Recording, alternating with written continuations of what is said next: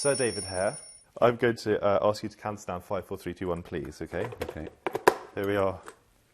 4, 3, 2, 1, go. How would you describe yourself in a sentence or two? Tall, thin, 65. You're married to Nicole Fari, fashion designer. Does she have an impact on your style? Does she dress you? Do you come down in the morning and she says, no, you can't wear that? No, it's more that all, because of what I do for a living, a lot of what I do for a living, particularly when I'm directing, involves decisions. But the great thing about being married to the person with the best taste in England is that all decisions of taste are taken from me. Let's talk about your living. How would you describe yourself? Are you first and foremost a playwright, a director, a social commentator? No, I'm a playwright. I missed my chance to be a filmmaker. I made films in the 1980s, which I wrote and directed, and then I stopped for a while because they were getting worse. But when I did Page 8, I realised I should have been a filmmaker, but it's too late now. Do you think, stupid question perhaps, but I think there's some sort of reason behind it, do you think your plays that you've written benefit from you directing them? They did for a while, because in the 70s and 80s nobody knew what my voice sounded like. And I thought at whatever loss in quality, even if it was less good than other people directing them, I needed them to have the sort of hot, authentic voice that I heard.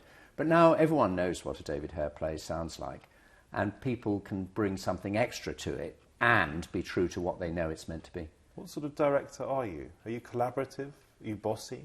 Well, Judi Dench said that I was like a very friendly cricketer. And are you? Yes. I mean, another person whose play I directed said that I was like a doctor who was giving somebody particularly bad news when I spoke to the actors. And I used to say, you can do that if you want to, but you do know that the results will be fatal. And so he said it was like being in the surgery with someone who was particularly sad that the patient was going to die. Now, I imagine you do some of your writing at this desk, or if not this desk, then other desks. Yeah. What's it like when a play comes to life? For example, one of your plays was put on, Stuff Happens was put on in Central Park in New Central York. Park was, Stuff Happens, 2,000 people on a summer night in Central Park with a further 2,000 outside trying to get in. It's just heaven. I mean, you live for that. The trilogy of plays, Racing Demon, Murmuring Judges, The Absence of War, 3 plays performed in the same day in the Olivier Theatre. That's what you're working for. And you're working for that moment when you can look round the audience and everybody's completely focused and wrapped with what's going on. There's a sense of coming together on the opening night? There's more than a sense of coming together. There's a sense of everybody having shared reactions and differing reactions to an experience that they have in common. And so that communality I love. I couldn't bear to be a novelist. A novelist is thrilled if one person is seen reading their book on the tube. A novelist says, oh, I saw someone reading a book on the tube. I go, really? I saw 600 people watching last night. That's the interest to me. But can it be a lonely career, the playwright bit of it? Yeah. How do you cope with that? Well, I've been doing it for 40 years. I've spent more or less, not every day, but I've certainly spent between 200 and 250 days alone since I was 23. Do you try to change the world with your work? No, I have no such ambition. Do you think your work does change things? I think lots of things can change things. And so when people come up to me, as they do, I mean, a number of people come up to me and say things like, I saw your play and I left my job, or I saw your play and I left my husband.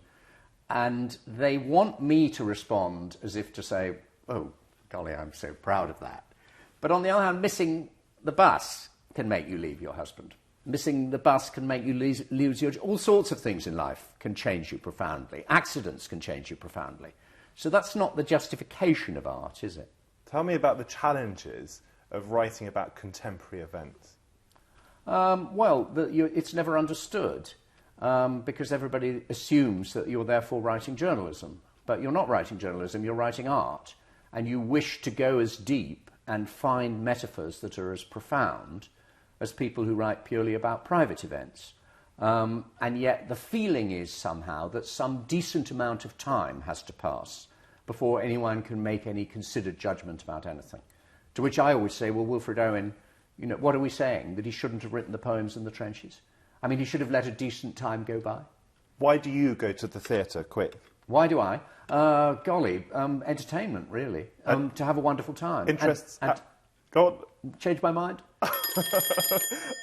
And interests outside? Interests outside of work? Cricket, cinema. We could have talked so much more about so many different things. Thank you very much. Not at all, thank you.